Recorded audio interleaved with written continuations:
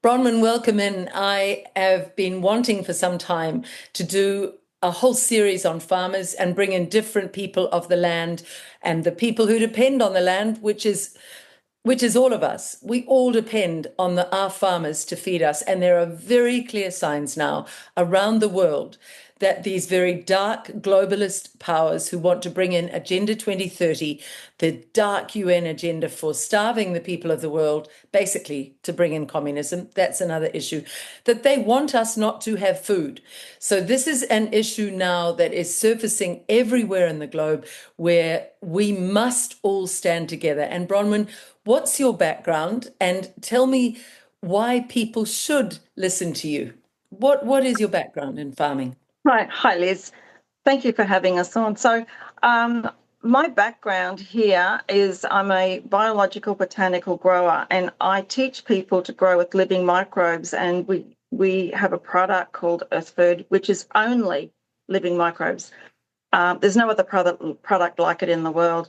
The reason why I do this is because clearly over, I suppose, the last 20 years, I'm seeing a decline in farming producing big yields.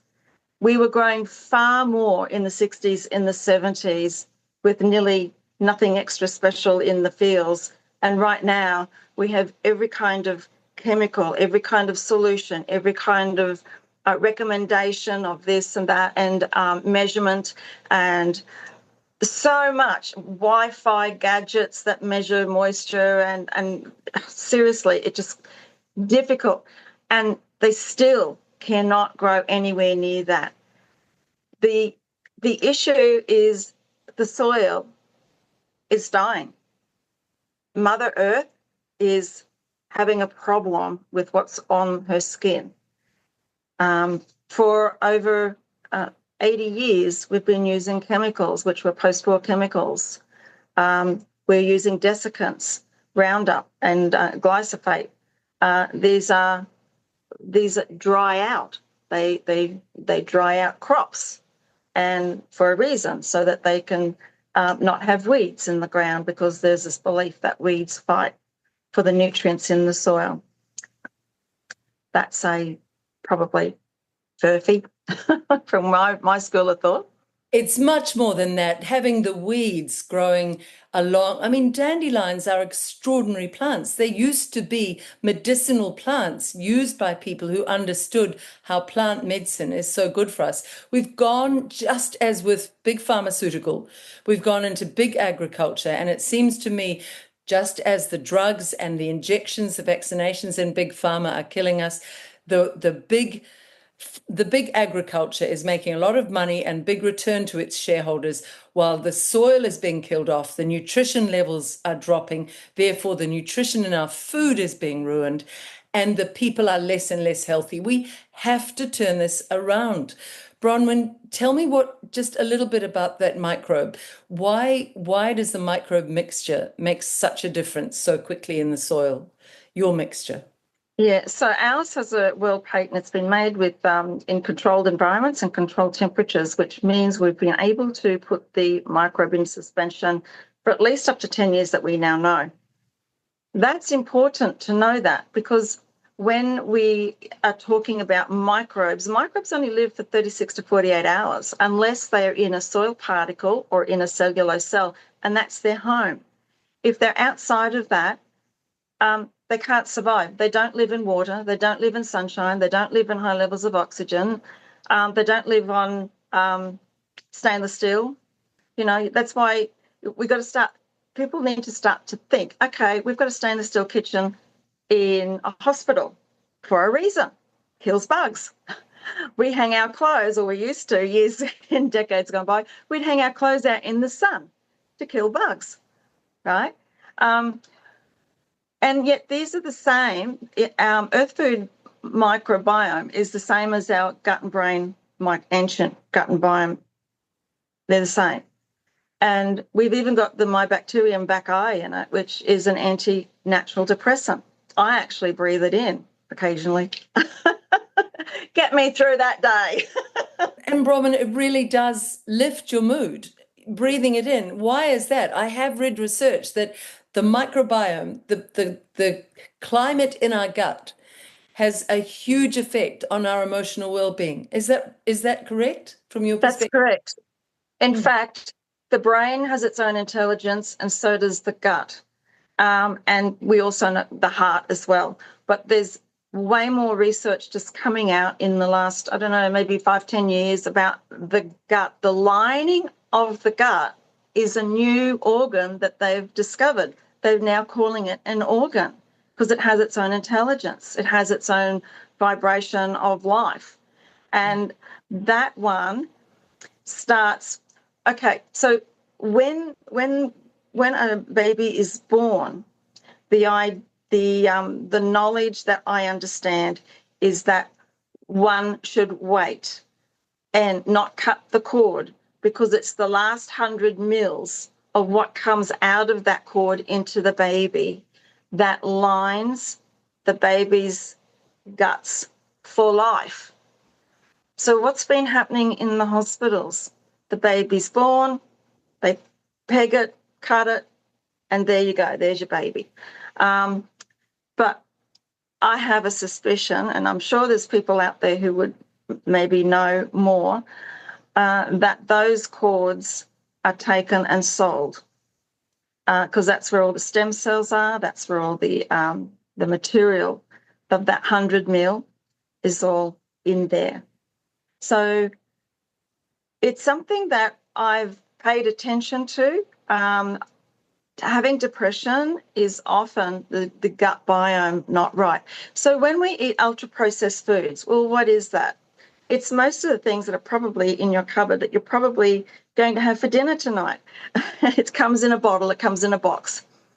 It comes in a And plastic bag, or it comes in supermarket fruit that looks so perfect but has very low nutrition because it's often grown with chemicals instead of organically grown. well, here's something for you, Liz. In 2022, the WHO did a test on the fresh food sold in the big food distribution channels, and the results were that 67% had no nutritional value. Now, I have a lifestyle doctor here in Brisbane. I visited her recently, and she was telling me her number one diagnosis is scurvy. That's lack of vitamin C. That's right. Well, think about it. What are people eating? Ultra processed food. 87% of food in people's trolleys are only like in the in the 70s and the 80s, early 80s. 87% what you find in a trolley were ingredients for cooking. Now, that's real food. Now, when people go shopping, that would be 22%.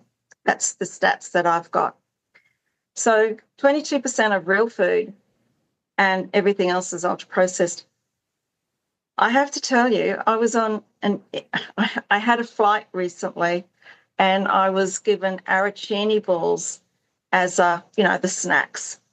Well, I don't eat anything if I don't know what is in it. So I always read and shop by the back of the label. I couldn't believe it. I identified every single thing on that label. The only thing in that whole meal was the sprinkling of rosemary, dried rosemary on the top. That was real food. The rest, it was engineered food. And if you Such wanted as to what, eat it, Roman? Such as what? What was in it? oh, okay. You've got trans fats. You've got the rapeseed oil, canola oil. These are not good when they're heated. And we've got processed wheat, and I've got it on my website. I should just That's put it up one day. horrendous. I mean, canola oil alone is everywhere. In New Zealand, we used to have beautiful fish and chips cooked in beef tallow. Everywhere now has this ghastly canola oil. It's very rare to find somewhere that does fish and chips in actual proper healthy fats. And canola oil causes macular degeneration. It makes your eyesight go more quickly. It's bad for your body. That's right. Citric acid, that's in everything right now. That is not very good for us. It ruins our DNA over time. And everything, all the wheat is GMO here. So what I know is GMO and our DNA do not mix. And yet everything has this GMO in it, the pasta and whatever the wheat, dot. I'm sure, if you've got a pet, you're feeding it kibble or the dried bickies, all done with GMO wheat. It's just everywhere. Citric acid as well. There were so many numbers of preservatives and colours and flavours and things in there to make it like a texture that's been employed as a rice. And there was a GMO rice. You cannot get real organic rice anymore. It sort of doesn't exist unless you have a dedicated farm who's actually doing it. I know that farmers in Thailand, I don't know, I could tell you all sorts of stories. So farmers in Thailand are run by the Thai Rice League. Now, about 40 years ago, Monsanto went there and they instructed farmers to scrape off 20 centimetres off the top of their land after a harvest of rice. So for 40 years, they've been scraping off the top until recently they're now on bedrock. And the bedrock turns into like ceramic slurry in the monsoons, and then it bakes hard like pottery in the summer and when it's dried out. So in order for a farmer to grow something, they have to flood the whole field in these chemicals, which is supplied by the Thai Rice League. And then the farmers are beholden to them in debt till the harvest. So now we've got a seed that is growing in something called chemicals, and they'll stand in the field, they'll throw out their seeds in the field and wait for them to grow. And then as they grow, they're taking care of this with more chemicals. So in the tissue culture of rice, we're now seeing it's just a chemical package. That's what we're eating. When we go and eat rice, that's what it is. What about organic rice, Bronwyn? That's different.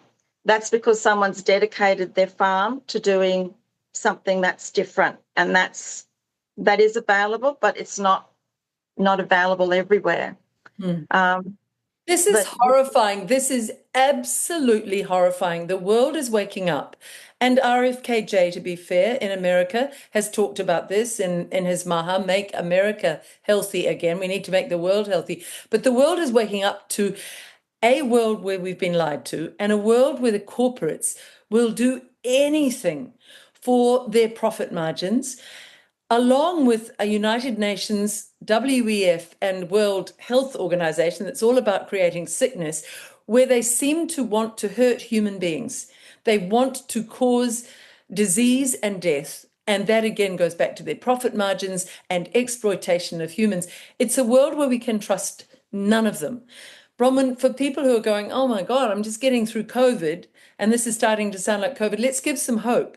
So if farmers put your microbes on the land, what happens to the land? How does it improve? The land is transformed. For a farmer, it would probably take something like about 3 months to 4 months, and in 9 months, totally rehabbed. We've done an end-of-life mining site where we've got that. In 9 months, we've had enough to clean up sulfuric acid off a bare rock, which used to be a rainforest, and then we can actually plant native seeds into there, and that grows over 18 months. So 18 months, totally rehabbed a mining site. That's impossible using the traditional methods of the chemicals, which is a repeat business model because they have to keep adding. So you mentioned the farms. We've got the microbes not only transforms the cellular molecular structure of the plant to a healthy structure, which actually then makes the crops not so tasty and attractive to insects. They only like the sick and dying plants, which we're getting because we've got chemicals and it's going up the drinking structure of the plant, and now we've got a sick plant. I want to emphasize that point. When you have a garden full of bugs, it means that the soil is not healthy enough yet. It means you have to work on the soil. Stop putting more sprays on. Stop weakening the soil. Get something like these microbes so that your soil gets stronger, isn't it, Bronwyn? And then That's right. the plants get stronger. And you just said the most significant thing. Insects go for sick and dying plants. They don't go for healthy plants. Is that right? That's correct. So just think about it. If I buried a body out in the backyard here, just threw one out in the backyard tonight, in the morning I go out there and it's covered in insects. That's because it's Mother Nature's way of cleaning up the sick and dying and dead. So it's just representative in every single case. I'm talking about pesky insects, like ones who will eat a leaf away, or grasshoppers, or lawn grubs, or aphids, and insects that will sting a peach. You know, all these ones that bother a gardener or a farmer. But we want the beneficial ones. But the beneficial ones do not eat your leaves. They're happy to make a home there, or they're happy to just be in the environment and pollinate, and they're the ones we want. You're talking there about bees or monarch butterflies or beautiful worms. I love worms. I love a soil full of worms. That's right. Yeah. So this is what happens, and the thing about the microbes is they'll make tiny little nanoholes all through the soil. So now we've got aeration. So when it rains, it's absorbed into the water. When we have a hot day here and a cold night, we've got condensation in the soil for free water. And then we have, that's called fluctuation, by the way. And then the water coming through is called percolation. But what happens is our soils are so compacted and dried out that when it rains, the water just hits the top level and floods. It just gets washed away. And how many people or how many examples have you seen where you're watering and you think, oh, that should do, and then you put your hand into the dirt and it's only this much of the water that's wet and the rest is absolutely dried out, like as if you hadn't even watered it. And that's part of the organophosphorus. Now, a lot of people talk about glyphosate. Glyphosate has formaldehyde as part of its major makeup. But the thing is this, organophosphorus is one of the other chemicals that are making us very sick because no one's talking about it, because it's hidden in the chemicals that are being used. No one puts it up there as a single one thing, like glyphosate is just a single one thing. Organophosphate is really bad for us. Tell me why. What's it doing? Organophosphorus. So what that does is it helps with the forced input steroid. It's water-soluble, forced input steroid into the plant, which goes up the drinking structure, and now you've got a sick and dying plant again. And it's a forced input. That means that the plant is weak, the shallow roots, and the structure. There's no good structure. When we have microbes, they make the trace minerals and the selenium as the foundation of good health of all living things and the planet. And that then brings the guts to the plant. So, and it also brings weight. Now, farmers get paid on weight. If you're getting, for example, $1,800 a tonne on hemp, and you got 40% more weight, that's 40% more on that bottom line. You think I'd get farmers' attention, wouldn't you? Yes. So the issue is that there is so much narrative out there. Farmers are my opinion is farmers are drowning in information. They pay extraordinary amount of money for agronomists who will tell them to use a particular product. And that's all part of that repeat business model. That's what I see. So that's interesting with the agricultural schools and the departments of universities where they go to study farming and agriculture. I would want to know, are they sponsored by big agri? Because Yes, you look at medical schools, they are sponsored by big pharmaceutical, and that's why we ended up with the disaster we ended up with the COVID-19 vaccinations, where the doctors just could not stand up to the pressure from big pharmaceutical. I mean, seems like a similar model with farming. This seems like another recipe for disaster. exactly. Well, here is my personal, and just like what something that we went through is that there was a Panama University trial. So all of our certifications come from at least 2 years certified trials by a third party, and we do them sometimes with universities or other agencies. And we did one there was one in Panama University, and the first 12 months was astounding at that time. You've got to remember, we were doing this way before people were even talking about regen and permaculture and all that stuff. We were way ahead. The results were outstanding after the first 12 months, and clearly there was some discussions about it. The trial was then shut down. We didn't even get to do our second year because we found out that Monsanto owned the university at that time. That is really concerning. So they don't want to know about something that would truly enrich the soil because it wouldn't make profit. I want to start, Exactly. I mean, the microbes, it just really interests me. Can you bring them to New Zealand, by the way? Are you able to get them into us? And are you able to get them around the world? Yes. So Earthfood is 100% USDA, OMRI, EcoCert, and Southern Cross certified organic. We're also Regener 8 and Carbon 8 standards. We are Australian organic standards and memberships.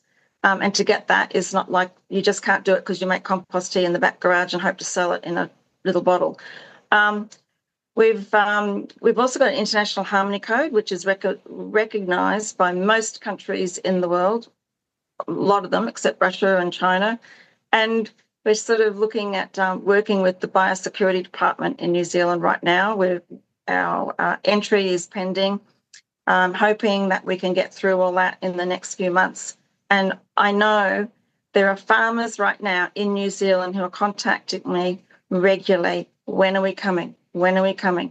Because the soil around the world, and I can only speak from Western world because that's where a lot of my contacts are, and I can tell you we are in trouble.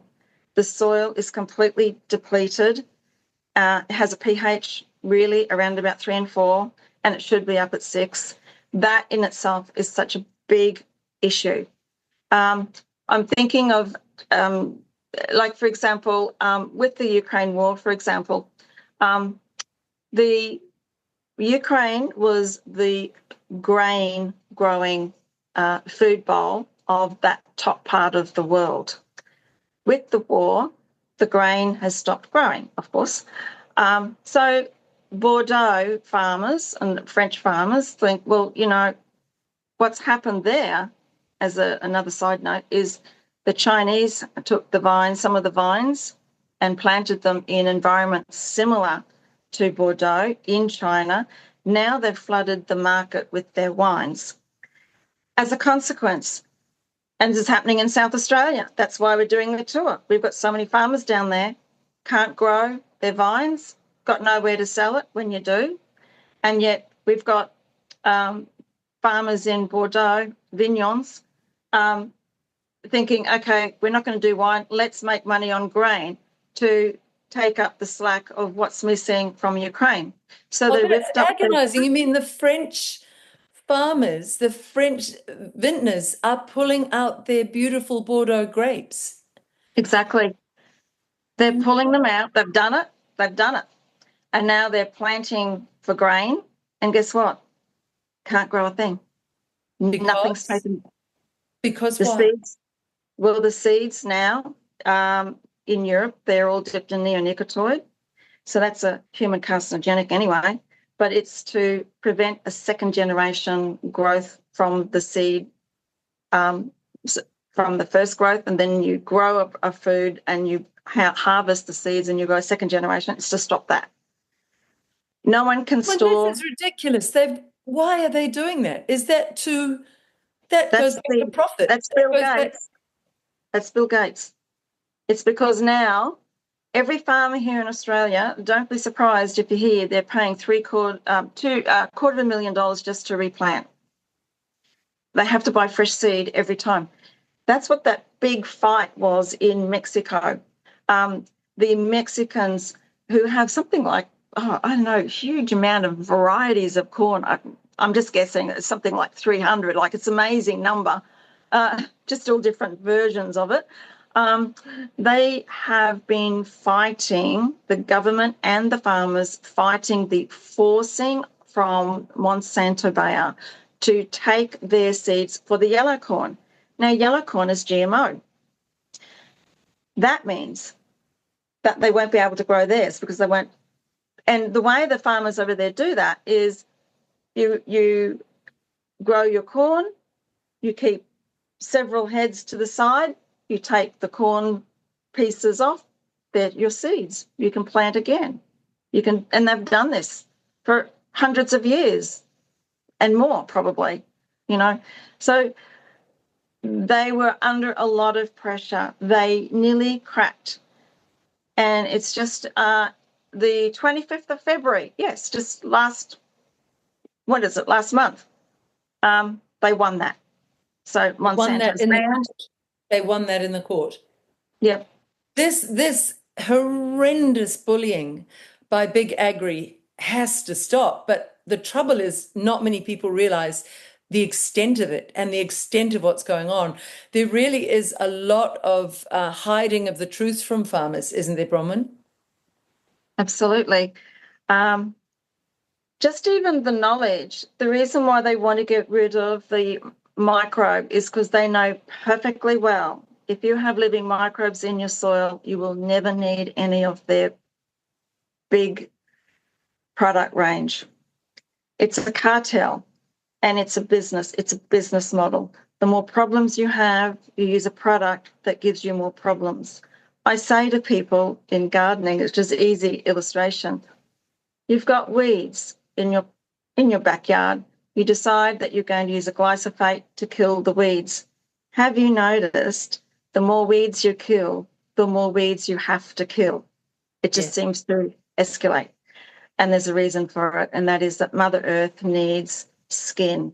And that sometimes when the soil is unwell, the weed seeds are employed to grow fast, flower, shoot seeds out, then die. Grow fast, shoot seeds out, and die. And it's on and on and on, very, very fast. So that way you get a whole heap of weeds, and that covers the earth. And we go along and we say, oh, we've got a weed, let's get rid of it. And then we just expose it once more. Because we are a system. We are a system within a bigger system. And the weeds are part of a system, meaning in God's given earth, we've got a cover of weeds on dry dirt because Mother Nature needs the microbes to aerate, absorb water, take atmospheric nitrogen down and carbon and lock it down into the soil. That's part of her. The microbes make the trace minerals and the selenium. That in itself is part of soil. So here's something. When I die and I'm buried, I'm 87 minerals. Go back to the earth because that's what. Has anyone ever said, what is soil anyway? Well, soil's mostly minerals. And yet, with everything we've done, whether it's chemicals from the sky or whether it's chemicals from our own hand, we've ruined this part of the earth. And as a result, the these minerals are not bioavailable for the roots of the plants to absorb the minerals in the eating structure of the plant. So it's like the microbes repair the soil, make the minerals, the God-given minerals, already there. We don't have to do a thing. Make them bioavailable. And right there is the point of difference for farming, because many farmers are told to put in nitrogen. Well, guess what? Microbes don't live in nitrogen. And yet we're putting this out like there's no tomorrow. We're putting Vietnam mineral rocks like no tomorrow. We're putting in kelp teas and salty solutions from the ocean. Well, do we have to do all that for a rainforest to make it grow perfectly beautiful? No. So why are we doing it in our fields and our backyards? Something's being said here that keeps us doing these things. We don't have to. You put the microbes back, and the microbes do all the work. They repair the soil, they look after Mother Nature, and the plants provide the sugar from the roots to feed the microbes. And in a symbiotic relationship, those microbes provide all the nutrients for the plant to eat. There is nothing going up the drinking structure of the plant. The only thing that should go up the drinking structure of the plant is water. So why is it all those products that we buy for improvement of this and that and everything else, including worm juice, and I'll put a little asterisk on that, I'll come back to that. Why is it that all these products go up the drinking structure of the plant? Because that's how you get a plant that looks pretty, might be good for a little while, but it'll die young, or it'll be sick and die. Wow. And the sick and die soon. And are you saying even worm juice is not so good for them? Not so good? No, because it's high levels of nitrogen. Microbes don't like high levels of nitrogen. Now, coming back to that, here in Brisbane, we have awful February, hot, muggy days, and, just standing still and you just like drip off the elbows.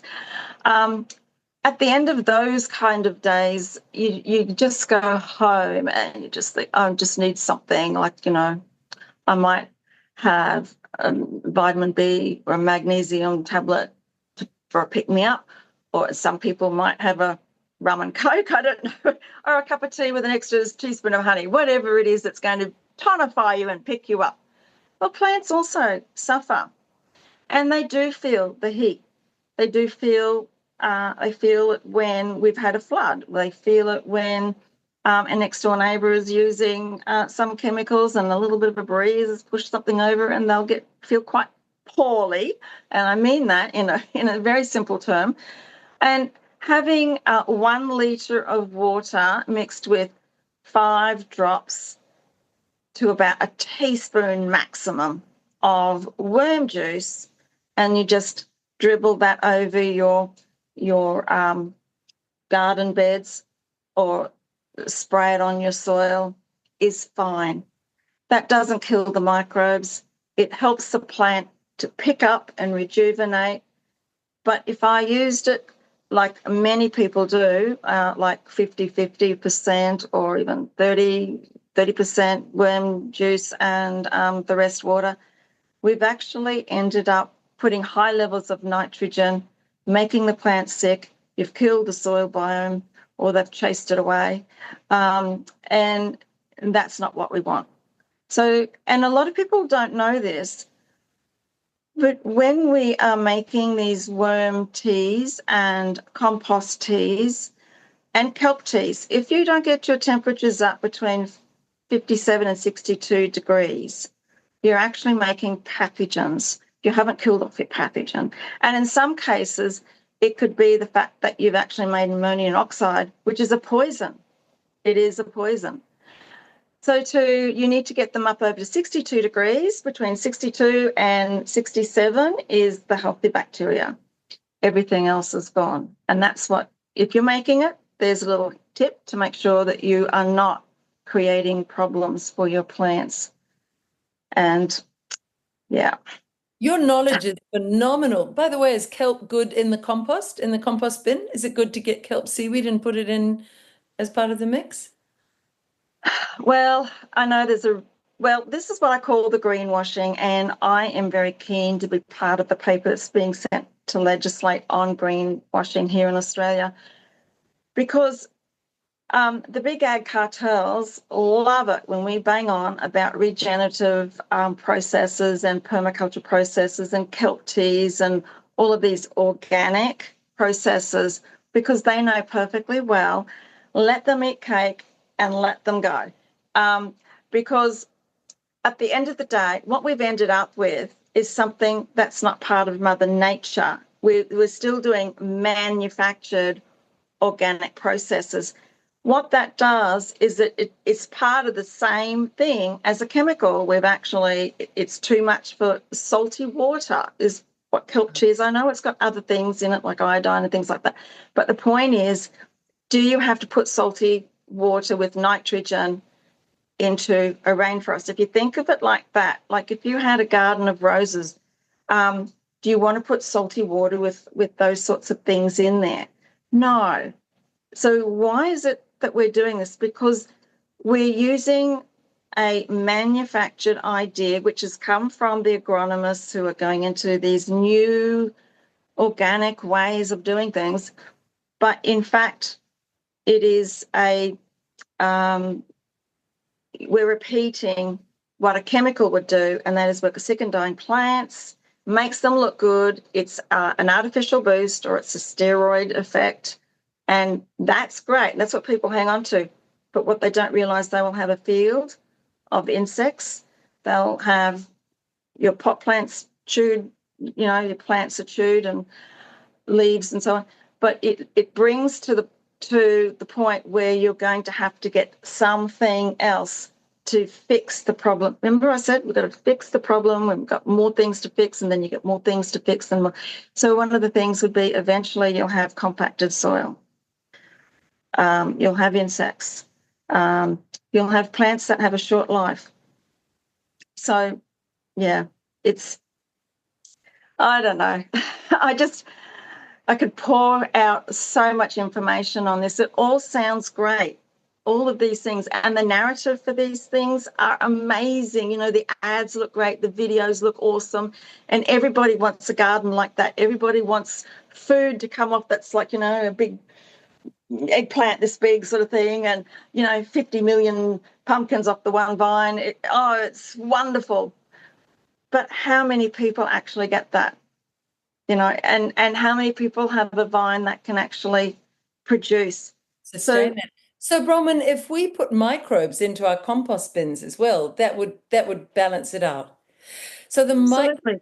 the microbes are the key. And you were saying, just to be clear before we move on, your knowledge is phenomenal. And I think this is really important to show people what they're going to get on your tour, which we're going to talk about in a moment. But you were saying that the microbes will clean up the poisons in the soil. Your neighbor ridiculously uses glyphosate, which has been proven to be cancer causing. It's used everywhere in New Zealand as Roundup. It's just a disaster. Kiwis are so asleep to how dangerous it is. But you're saying the microbes will clean that up out of the soil. That's right. If they can clean up a mining site, they can clean that up and everything else in the soil. It's Mother Nature's repair toolkit. They clean up the chemtrails on the food.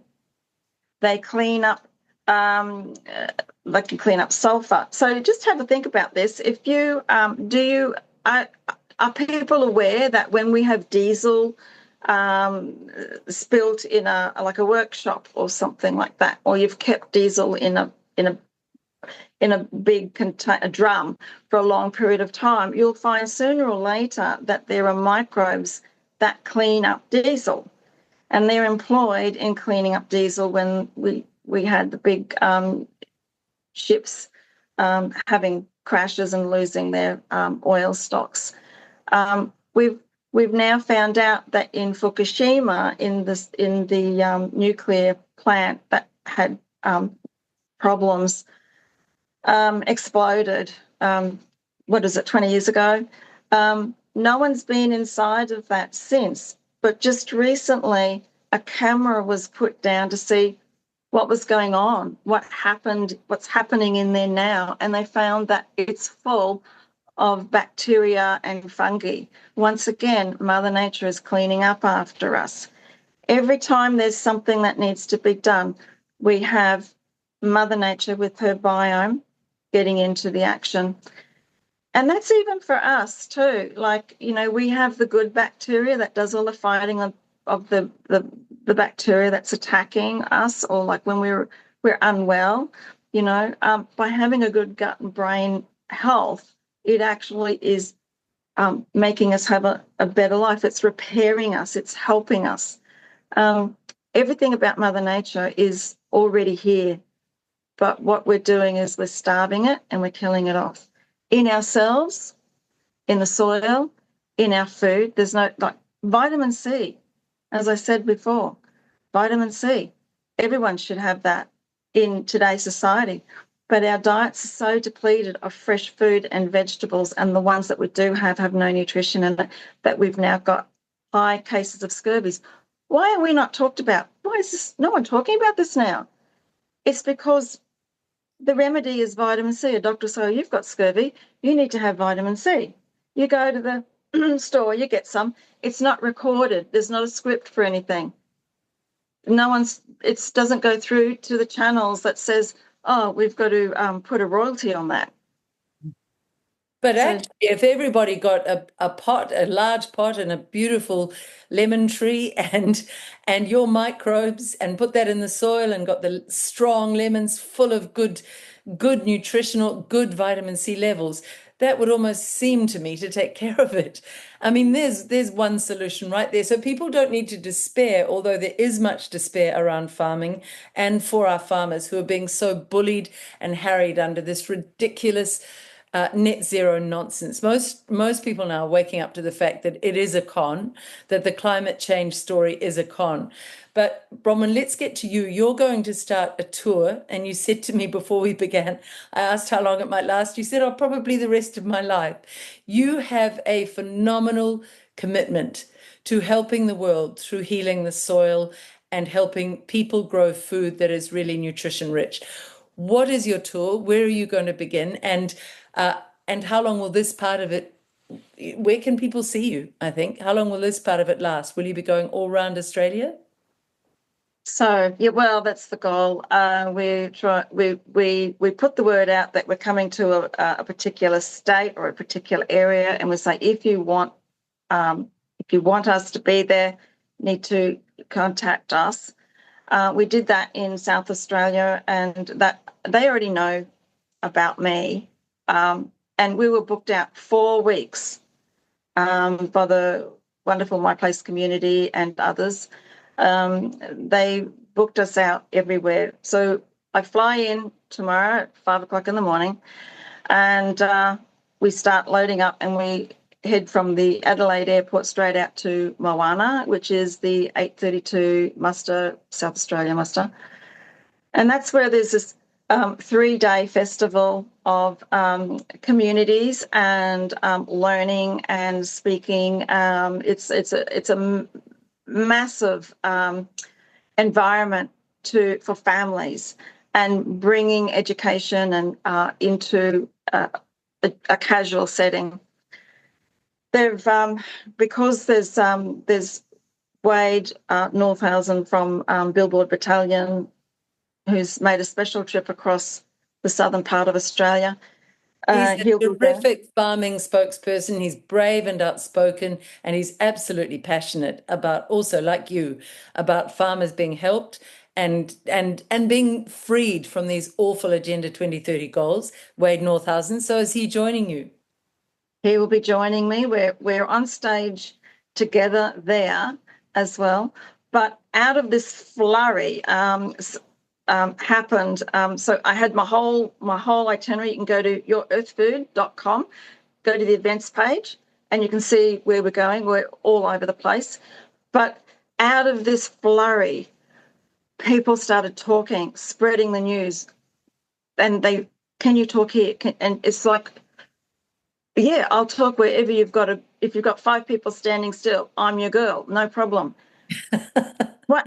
What happened was that people started making these leaflets and just photocopying them, and everybody, they emailed out and everybody got a copy, and then they just printed them. They went door knocking with these leaflets to farmers' doors, literally hand delivered. You've got to be there. You've got to be there. Make sure you're there. We've now, it looks like they're talking about 700 farmers coming to Laura, where they've made a special event for just Wade and me to talk about what is happening. We're finding that not many farmers actually understand the full scale. What is happening globally is now happening locally, and vice versa. So what we're finding is they haven't actually caught on to the agendas and why certain things that are coming their way may not serve them. Talk about that. Give us just give us an overview of and with examples of what you're talking about. Oh well, we've got people with dams. They're bringing in a tax now if you've got a dam. There is already a tax on water in the sky. That means clouds that hasn't even become water on the ground yet. So you get taxed for that. And then there's this new thing that's coming out, and it's hit South Australian farmers first, as most things that are in a trial basis from WF, EF. So one of that is everything has to be reported and audited. Now, it starts off, it's legislated in South Australia now. The first of 2 legislations gone through in Victoria. So they've got one more to go. And I'm just hoping that they get such a backlash that they will stop the rot. Commercially, they're talking about it commercially, farmers. The audits are for every living thing. You've got your kids, your cattle, your beehive, your birds in a cage, whatever, cat, dog, whatever you've got has to be registered. This is ridiculous. It's so painful to listen to this. We should be pushing back with everything we have on all this legislation that is suppressing and oppressing our beautiful farmers. Our farmers, they have their land. They should be left alone to farm. Is there any excuse for what they're doing? Is there anything that is helping society in what they're doing, Bronwyn? That's not all. Every single thing they use on that land, where they bought the seeds. So if you just say you bought 100 seeds and you used 50 and you reported 50, they want to know where the other 50 seeds are. And you could say, oh, I gave them to my friend Liz. And they will actually contact you and check that you've got that 50 seeds. And if you said, oh, I only used 20, I gave the rest to my neighbour, and they're tracking the seeds. Because the seeds, if they control the seeds, they control the food and they control humanity. Now, so let's get to that agenda. Let's cut right to the chase. I mentioned it before. There is an agenda afoot. Just as there was with the COVID-19 jabs, we're starting to see it now. The realization that the government is not my friend and the government wanted to harm me and my family. Those people who have taken that jab, many are being injured or are dying prematurely. The same pattern seems to be happening with farming, doesn't it? They seem to want to harm the farmers, get them off their land, give them so much bureaucracy, so many expenses, so much harmful rules, so many harmful rules over their land that farmers give up. But why, Bronwyn? Why would they want to drive our farmers off the lands? well, the elite, Gates, and it's et al. I call them the parasite class, not the elites, just parasites. I love it. They have now figured out if they can patent nature, they can increase their asset value, the asset base value of 4 times. God knows why they need more money than sin. They've already got everything. But that's what they're doing. So Bill Gates has created GMO microbes. The GMO microbes being rolled out in America right now. It is to replace basically glyphosate because there's too many class actions on it, and they're just going to do it. I think they're going to do a Chapter 11 on it and just shut it down. And by the way, you won't have to spray anything. It'll already be in the ground. And by the way, you won't have to worry if it comes to your place. It'll eventually come through the mycelium network. It's a manufactured version of microbes. In the meantime, they will get rid of the living microbe, the good stuff. It's the same with certain kinds of trees, certain kinds of medicinal plants. They can now patent a version of that and make sure that the original one of Mother Nature is extinct. Out of all of that, they're getting themselves land. So farmers are hooked up to debt, a lot of them, to the big ag cartel for the product range that they have to use to grow something. The debt is held until a harvest. And the idea is that they would have harvest, bring in the money, pay off the debt. Well, what's happening? Farmers aren't producing anywhere near what they should be. So now they're in debt, they're in trouble, the crops aren't coming up, and that's why there's so many farmers leaving the land. So this, just to let you know, I found this stat out from Green Earth Organics in Ireland. 287 farmers in Ireland 10 years ago. Today, 22. What? Say that number again? 287 farmers all across Ireland, and now there's only 22. Surely not. And they got that. That's from Green Earth Organics. He is a speaker over there. Not in front of crowds, but he's got a very strong following on his socials, and he's teaching the very things that I talk about. But he's actually making his. He makes his compost teas, and he has to use them straight away, and that's correct. So he does all that, and he's a total organic farmer, and he's constantly pushing the value of buying from your local farmer so that they stay there, which is what... So wait a minute, in Ireland, Bronwyn, has Gates got in there? Because I know across America, he's gobbled up farmland, and he seems to be trying to gobble it up everywhere. Are there large farms in Ireland then? Has the farmland gone that way? Large holdings? Yeah, so I'm not sure about how big these farms are. I know here in Queensland, we can have farms that are relatively, they're not huge monocrops of 100 acres. A lot of them can be simply like 30-acre farms. They've found themselves, and there is a legislation that people can come in from anywhere and take over those farms or buy them out. And they're doing that. But what they're also doing is they're buying them side by side. And then all they do is pick up the fences, and then they own a third of Queensland. And they're coming in like that. It's like everything, decentralization is key. Decentralize. We need small farm holdings again. We need big agri to be brought to its knees and ignored by the public. And as you said just now, Bronwyn, the way to do it, let's look at the ways farmers can be supported by us, the people. I love to go to farmers markets. I love to buy directly from farmers. What are the ways we can support poor, benighted farmers who are really suffering because of these ghastly net zero rubbish policies? How can we help our farmers? You know what? They need help. Honestly, if you've got a Saturday afternoon, just go out to one of your local farmers, say, "G'day, mate, I'm here to help. What do you want me to do?" And it'll be a job like lay down hay, or it'll be a job like picking the tomatoes off a vine. I mean, you don't have to be a rocket scientist to do simple things like that. In fact, take your favourite music or your favourite Liz Gunn podcast and plug yourself in and pick away, you know. That's really so That's a easy to lovely do. idea. Lovely idea.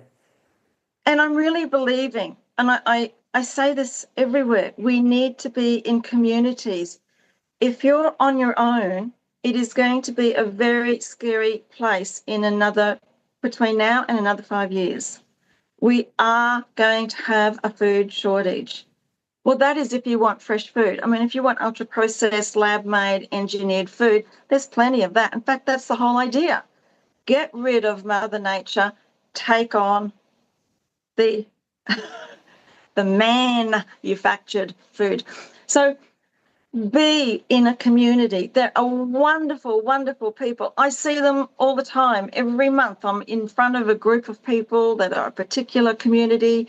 And there's so much love and, helpfulness and cheering on, and they put programs together and they do fight. Like right now, we've got an election coming up in Australia, and I can tell you there is a flurry behind closed doors. The groundswell revolution behind suburban closed doors will be a shocker. I'm fingers crossed from my point of view. Do you So have someone you recommend? I have talked to Rod Cullerton, and he's really passionate about supporting farmers. Who are you looking at? Have you got somebody there? I'm a particular fan of Senator Jared Rennick. Yes, I he's a think good man. He's a good man. and I met him. I saw the whites of his eyes. And I'm not easily impressed by politicians. We have a lot come through our office just downstairs here for optics. Never hear from them again, never do anything we ask. I'm never impressed. I have to say, I told him a whole bunch of things that's happening that is frightful here with fire ants in Queensland. Just awful, silly stuff. But it's killing everything in its wake, from people's mushroom farms right across to, I don't know, koalas, kangaroos, native birds, flora, fauna, fish floating in the ocean, in the lakes around the Gold Coast, whatever. And that's probably another topic, Liz. Honestly, I could be here for another hour. And I was talking to him about that. I was talking to him about the upcoming tour of South Australia and the third tour of Victoria. He was very insight. He had information in there in his head, and he absorbed information. I gave him stats, I gave him figures, and he was sitting there and he was just like nodding like this, and I thought he's either listening or he's zoned out. And we had such a short window of time because he's so busy, and I had literally 15 minutes, and he gave me an hour. And Wow. at the end of that hour, he told me in a bullet point every single thing I said. He had everything in his head. He could, he knew what things were going on about. He had various connections for various topics.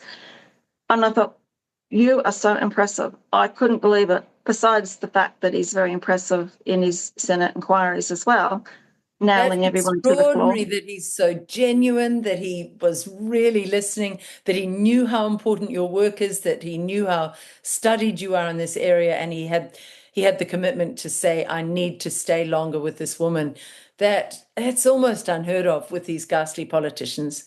Oh, I was talking to absolutely. someone here who went to see a local politician. He patronized her. He dismissed everything she said. She could tell he wasn't listening, that he had an agenda, and he had no interest in listening to his constituents. That is a really beautiful story. Just by contrast, briefly give us a heads up on the fire ants, because that's shocking. And then I want to go to a very positive story about how farmers in South Australia were suffering and how their northern counterparts helped them. So let's start with the fire ants, just briefly, so people understand how very devious these agendas are. What is going on there? So we have a supposedly a fire ant problem, and usually fire ants will just stay into a particular region, and they don't like to mess around too much. They will have little nests here and there, and the queens will move about, and as one nest may die off, they've got another nest. They're quite resilient, those little queens. Just for people Um, who don't know what fire ants are, Bronwyn, what do they do? They're very damaging, aren't they? oh, terribly. Well, they live in dry, dusty, dead dirt. Right there is a point of interest. Uh, they actually don't go down deep. They're fairly to the surface, and and they're only like 2 mil long. They're tiny, and you could step on them, and they don't just one ant bite you like perhaps a green ant. It'll be a swarm, and some people have been hospitalised because it's just overwhelming pain and overwhelming. And when the healing process, awful itching, allergic reactions, and so on. But this is the point. And once again, we're out of sync with Mother Nature. We've broken a system. If these creatures had chocolate brown, fertile, living soil, they won't stay. They don't live there. They only live in dry, dusty, dead dirt.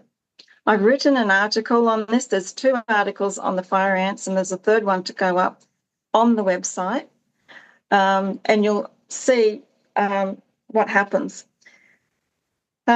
So we've been treating land west of Brisbane in a place called Pollara, where they had fire ants in backyards. All we did was use the Earthfood living microbes, because it's the microbes that turn dead dirt into living soil.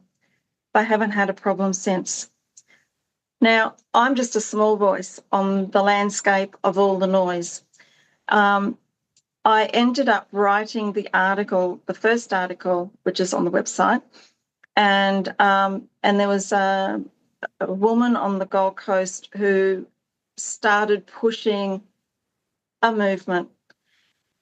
And it was the fact that this is my place, Gold Coast. They used to have a big hall, and she had all these photos of the owners with their pets. You know how everybody's got a pet, they've all got a photo with their little puppy or little cat or whatever, and and it's their favorite, and they even put them in their wallets and whatever. And she had a whole wall full of these photos that were A4 size, a whole wall, like wallpaper, and they're all dead. And that was the first beginnings of what the hell's going on here, right?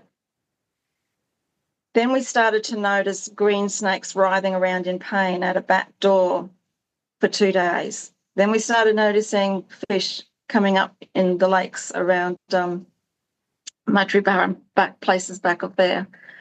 Then we started putting things together. And then we found out that there's a company that distributes the baits by air, helicopter. This is going everywhere. We also notice now people can't breathe. A lot of people in Southeast Queensland right now, if you see, there's an increase in what's deemed as asthma. I don't call it asthma. I call it fire ant poison reactions. Oh, no. Do you know what they're using? You see, we've had this in New Zealand, 1080 airdrops, and it is so toxic and it is so cruel to animals. I'm wondering if it's 1080, because the 1080 here in New Zealand in the beautiful bush kills so many birds, kills so many deer, but it kills them slowly, and they writhe and they froth at the mouth for several days. It is utterly inhumane, and the That's government correct. is fully committed. Is it 1080 they're doing? We've got. It's not called 1080 here. It's I don't know the names off the top of my head. When I was doing the research, it's actually in that article.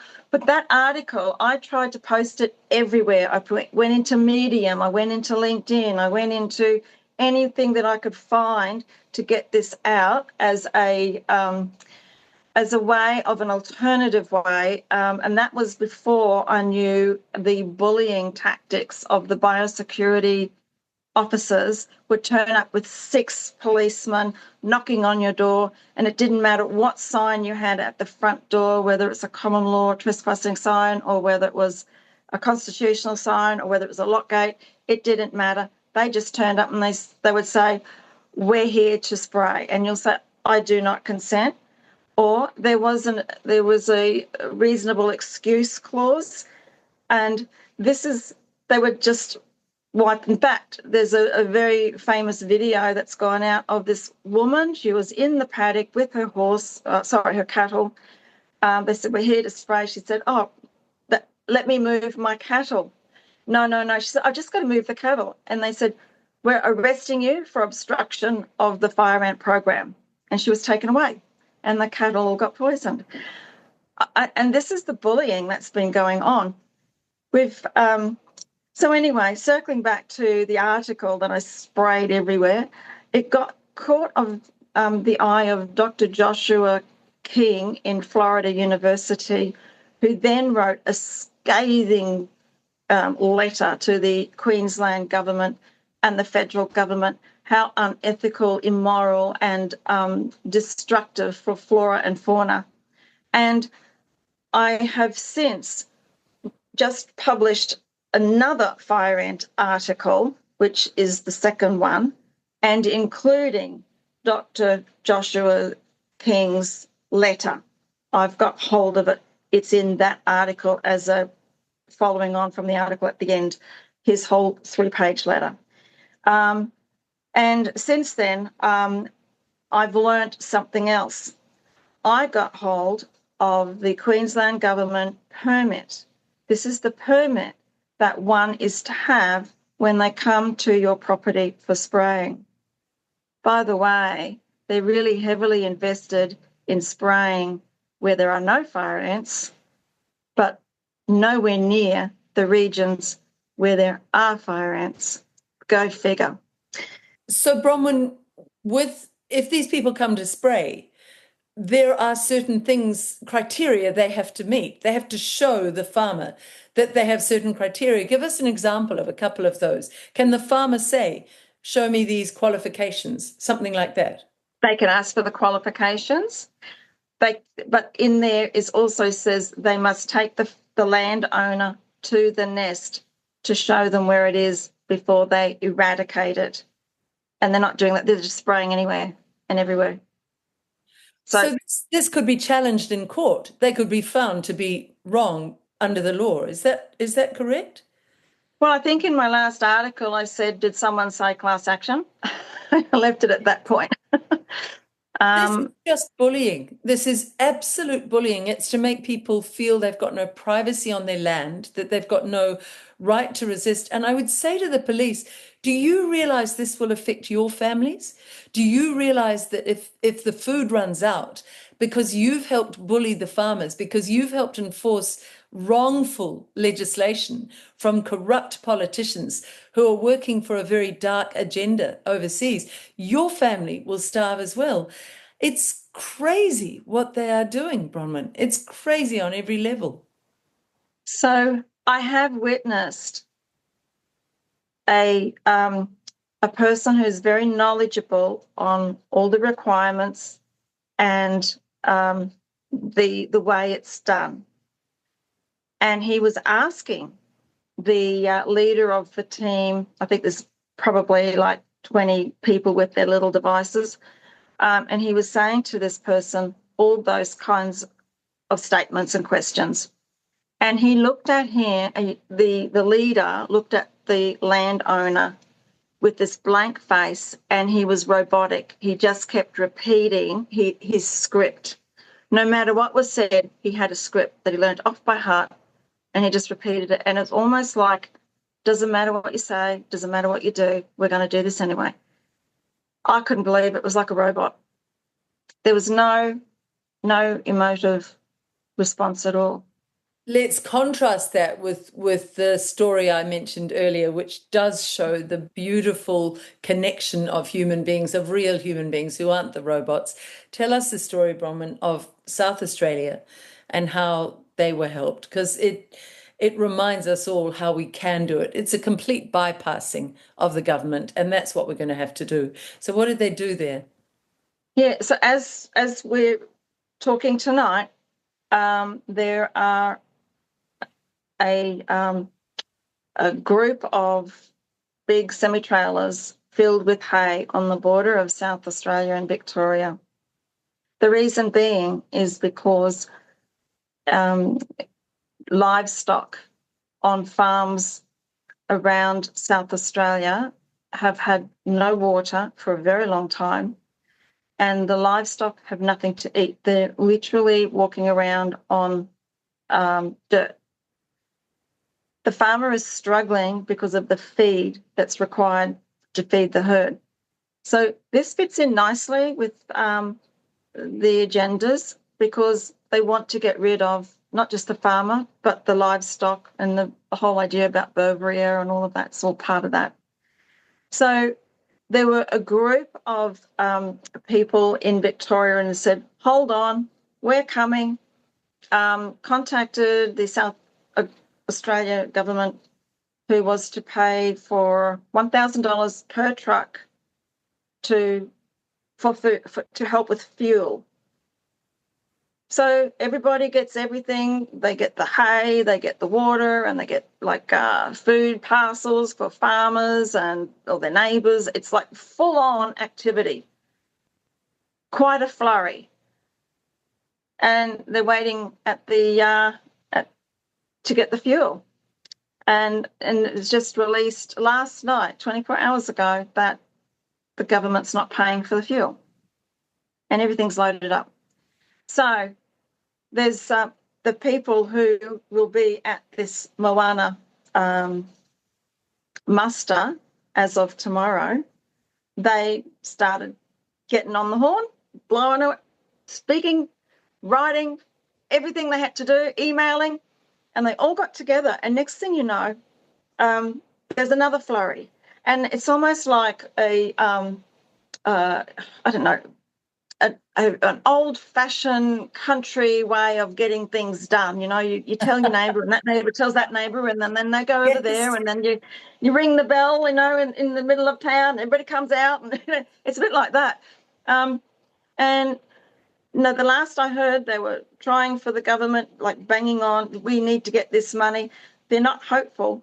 So they've actually started a small crowd fund. And even if you put in $10 into the hat, it was all going to happen one way or another. They were going to get those trucks on the road tonight.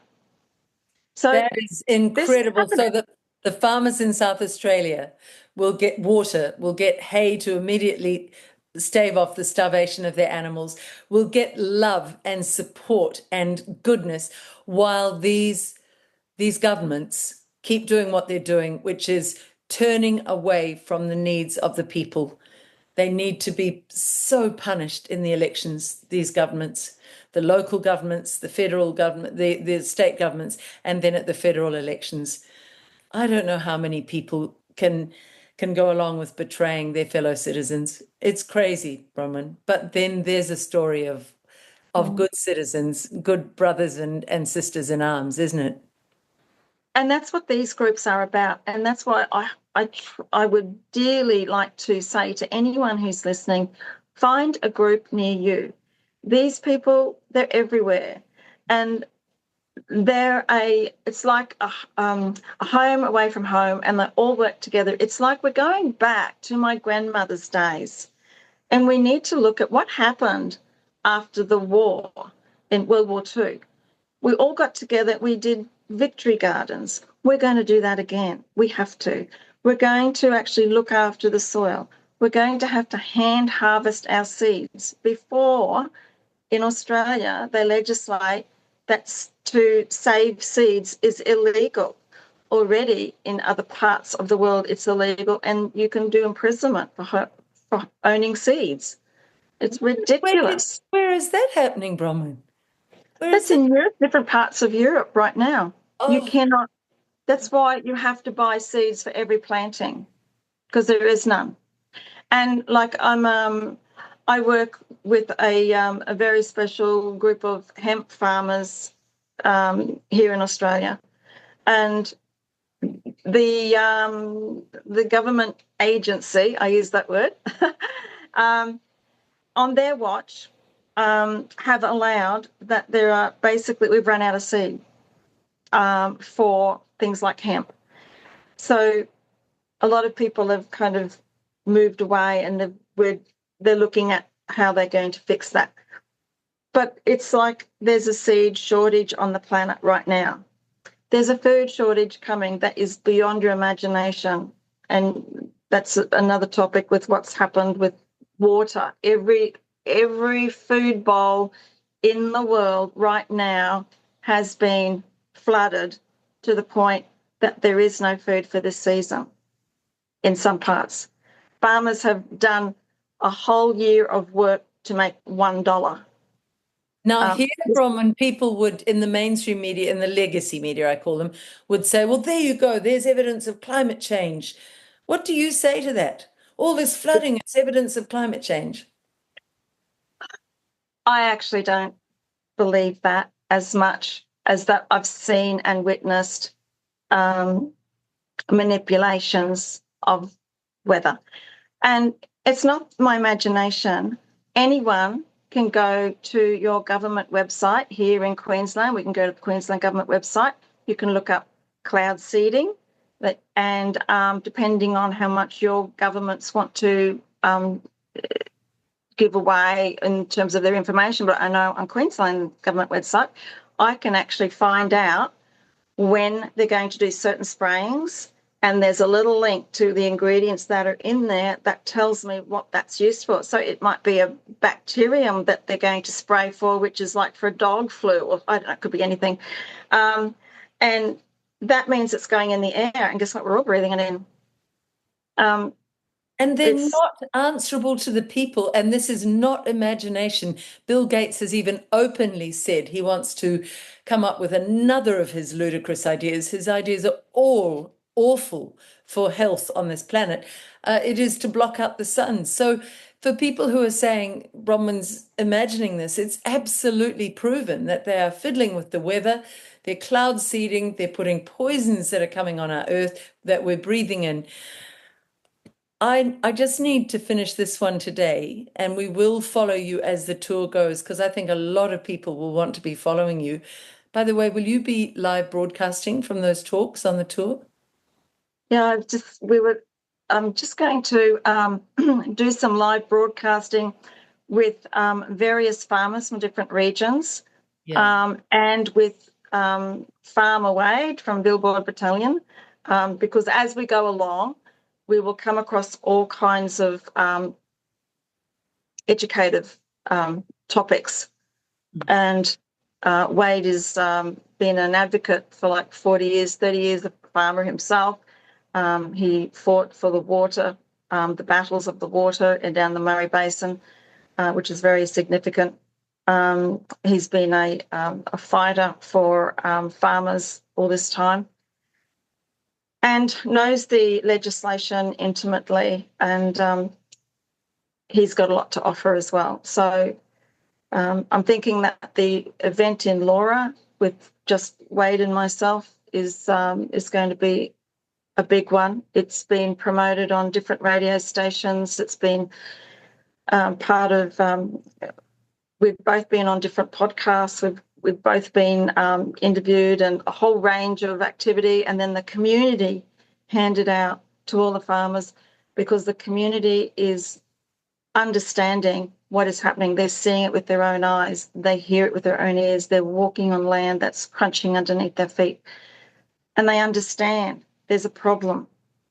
And it's the farmers who will be, I think by the time they've finished, they will walk away and they will make some very strong decisions on how they're going to do the rest of their farming career. I mean, there has to be a pushback. There has to be a major pushback against Agenda 2030.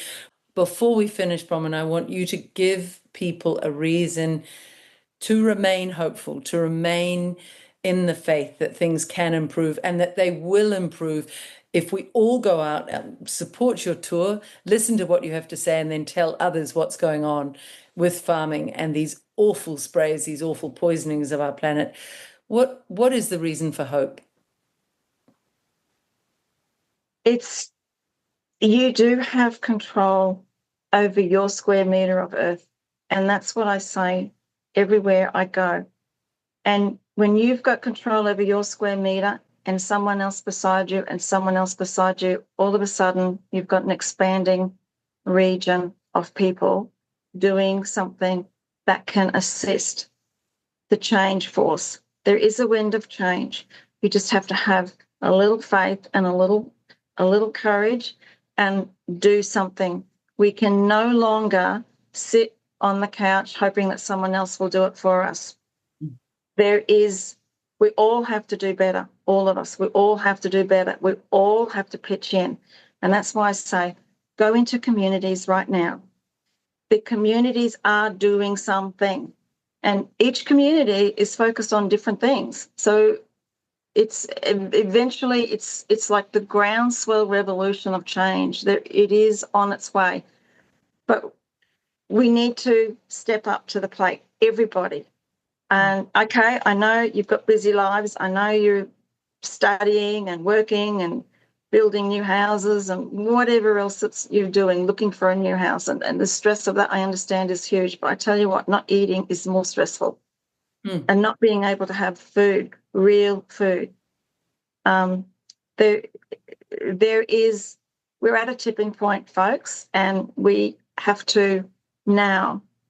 It's now.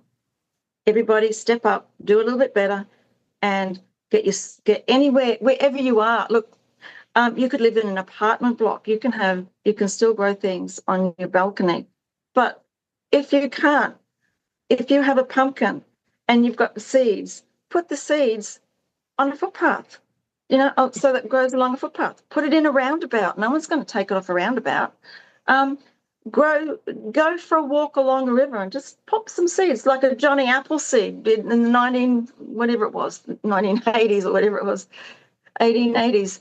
And, you can just, like, be smart about it. Like, when you do go somewhere out, just say, you're going to go for a picnic or something, just take a pocket full of seeds, plant them along the riverbank or near there. And it doesn't matter whether it's edible seeds or not. It's just putting back into what Mother Nature needs right now, and that is we have to all grow things. We're getting at the point. I love your idea of linking in with farmers, going out in the weekend and finding a farmer and saying, can I help? Can I actually work for a few hours on the land, get away, get off the devices, get into Mother Nature, help a good farmer? Maybe he might give you a little corner of his farm to plant a small area that grows into a community garden where friends and neighbors can all go on the weekend and grow their own vegetables, grow your own food as much as possible. And finally, your website where people can order these microbes that they can put into the pot plants on their balcony or the large pots on their balconies or put on their farms. What is the website? And we will put up also the places where you're going to be talking, Bronwyn, from the website. But just give people that address again. YourEarthfood.com. And we will keep in regular touch with you through this tour. We have in the edit queue, we have another interview that you and I have done. We were going to do it slightly differently. We were going to do a 4 or 5 part series, but now that you're doing the tour, I really want to keep in regular touch, and let's try to build a momentum around Bronwyn's tour and with Wade Northhausen. It'll be great to talk to him when you're touring with him as well, Bronwyn. So we'll talk to you again in a few days, and just keep building interest in this. Please share Bronwyn's tour everywhere and get along to it. If you possibly can, whether you're from the city or the country, we all need good food. There's one other thing, Bronwyn. Do you know, I was told a few years ago, when you go to the supermarket, ignore all the middle aisles as much as you can. At least the outside aisle has the fresh fish and it has the meat and it has the fruit and vegetables. preferably actually go to farmers markets or link up with farmers. But at least if you're stuck in the city, don't buy the manufactured foods in the middle aisles. They're not good for you. They've got no nutrition. That's my piece of advice. So your last piece of advice on food, what's yours? Yes, well, always ask where it's been, I suppose. And look at the labels, actually, what you said earlier. Read your labels. But yeah, and I think when you even when you go and order a coffee, ask about, is this milk Bovaer free? Yes. Ask about bread, is this GMO wheat? Ask about your butter, is this or cheeses, is this a GMO rennet, or is it natural, organic? We need to be smarter with what food is. We've just taken it for granted. But that's another topic, another day, Liz. It's so lovely to talk to you, Bronwyn. There are so many wonderful ways we can take this, and good luck with the tour. And we'll get this out quickly, and people follow you on your website as well. Thank you so much, Bronwyn, for what you're doing. This is your calling. This is your calling in life. Thank you very much, Liz.